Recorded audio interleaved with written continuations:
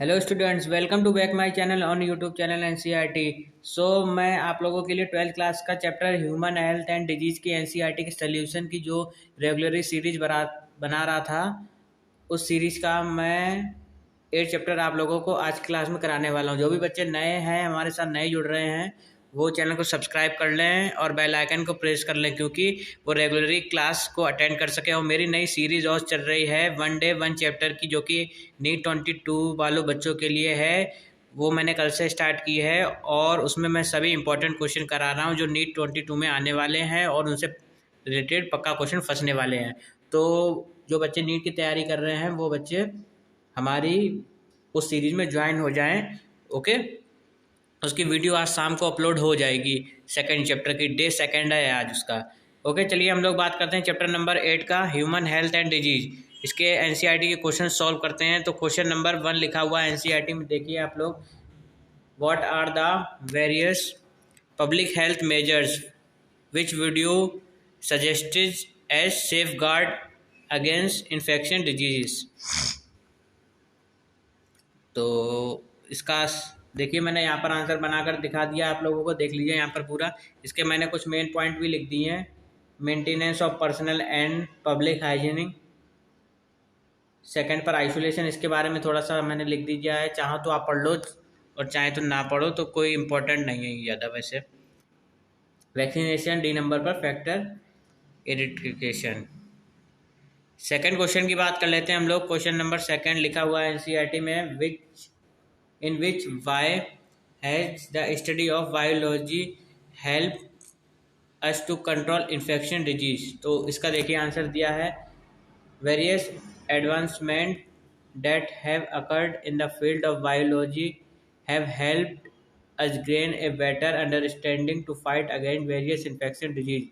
Biology has helped us study the life cycle of various parasites, pathogens, and vectors, along with the modes of transmission of various diseases and the measures of controlling them. Vaccination programs against several infections diseases such as smallpox, chickenpox, tuberculosis, etc., have helped eradicate these diseases. Biotechnology has helped in the preparation of newer or safer drugs and vaccine. Antibiotics have also played an important role in treating infectious diseases।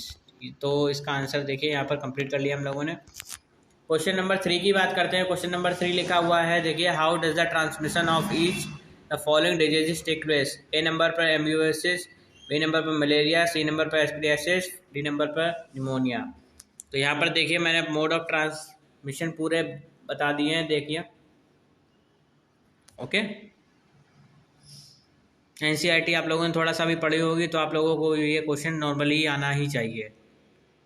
Next question की बात कर लेते हैं। Question number 4, what measure would you take to prevent water borne disease. Water borne disease के बारे में यहाँ पर देखिए आंसर मैंने दे दिया है। वाटर बॉर्न डिजीज सच है जैसे कि cholera, typhoid, hepatitis B, ETC spread by drinking contaminated water. These water borne disease can be prevented by ensuring proper disposal of sewage, excreta, periodic cleaning. Also measures such as disinfecting community water reservoirs, boiling drinking water should be observed। Next question की बात कर लेते हैं हम लोग। Question number 5, discuss with your teacher what does a suitable genes means in the context of DNA vaccine. तो इसका answer दिया है, suitable genes refers to a specific DNA segment which can be injected into the cell of host body to produce specified protein. The protein kills the specified disease causing organism in the host body and provides immunity। okay, next question की बात कर लेते हैं। Question number 6 पर आ गए हम लोग, human and disease का। यहाँ पर पूछा गया है, name the primary and secondary lymphoid organ. तो प्राइमरी लिम्फोइड ऑर्गन में क्या क्या आ जाता है आपका, देख लिए, बोन मैरो और थाइमस। ठीक है, सेकेंडरी क्या क्या होता है, देखिए, spleens, lymph nodes, tonsils, Peyer's patches of small intestine and appendix. ठीक है। क्वेश्चन नंबर 7, की बात कर लेते हैं। एनसीईआरटी में लिखा हुआ है the following are some well known abbreviations which have been used in this chapter. तो यहाँ पर देखिए इसके मैंने आंसर दिए हैं। एंड का देखिए पूरा मैंने बनाकर दिखा दीजिए, यहाँ पर देख लीजिए आप लोग किसके थ्रू है वो सारा ही मैंने यहाँ पर बना के दिखा दिया है। नेक्स्ट क्वेश्चन की बात कर लेते हैं। क्वेश्चन नंबर 8 डिफरेंस यहाँ पर बताना है इनिटेड एंड एक्वायर्ड इम्यूनिटी का, और बी नंबर पर एक्टिव एंड पैसिव इम्यूनिटी का। तो देखिए इनिटेड इम्यूनिटी और एक्वायर्ड इम्यूनिटी के यहाँ पर मैंने डिफरेंसेस दे दिए हैं। ये non pathogen specified type of defence mechanism होता है। It is a pathogen specific type of defence mechanism होता है, ठीक है। इसका सेकंड पॉइंट देखिए it is A inherited from parents and protect the individual since birth. और ये वाला देख लीजिए एक्वायर्ड इम्यूनिटी का, it is acquired after the birth of an individual, ठीक है।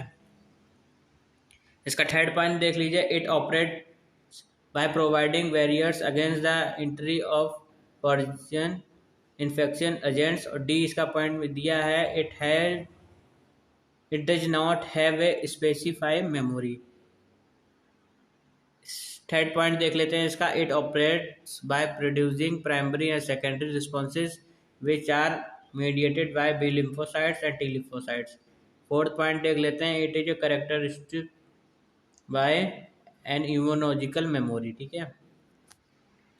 एक्टिव और पैसिव का भी मैंने दे दिए हैं, 4 ही पॉइंट इसके भी मैंने बनाकर दिए हैं, देख लीजिए यहाँ पर आप लोग।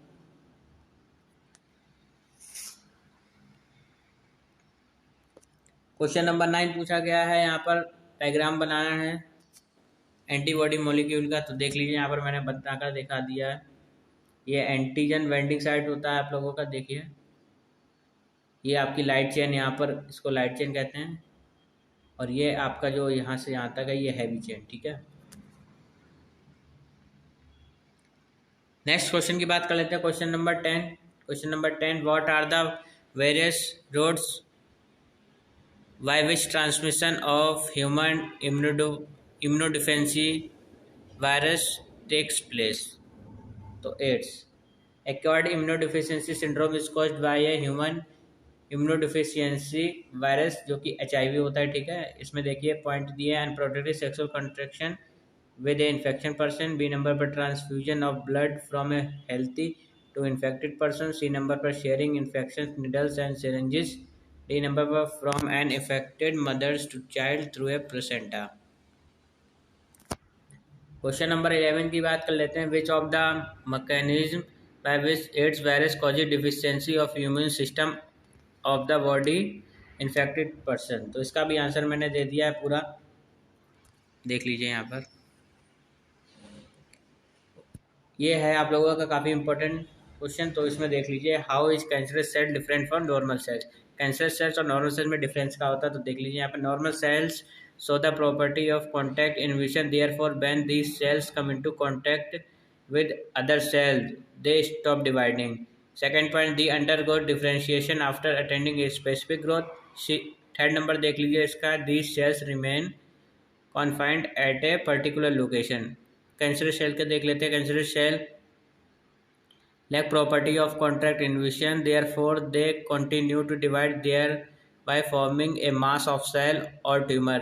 सेकेंड पॉइंट देख लीजिए इसका, they do not undergo differentiation। C point देख लीजिए, these cells do not remain confined at particular location, they move into neighboring tissue and disturb its function।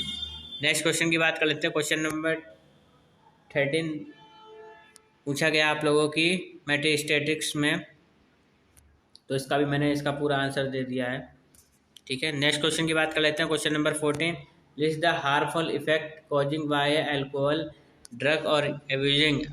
भाई जो भी बच्चा 12th क्लास में होगा तो उसको ये अच्छे से पता ही होगा, पढ़ाई के साथ साथ अदर एक्टिविटी से भी वो ये चीज़ें इधर उधर से सुन लेता है तो जान लेता है, ओके।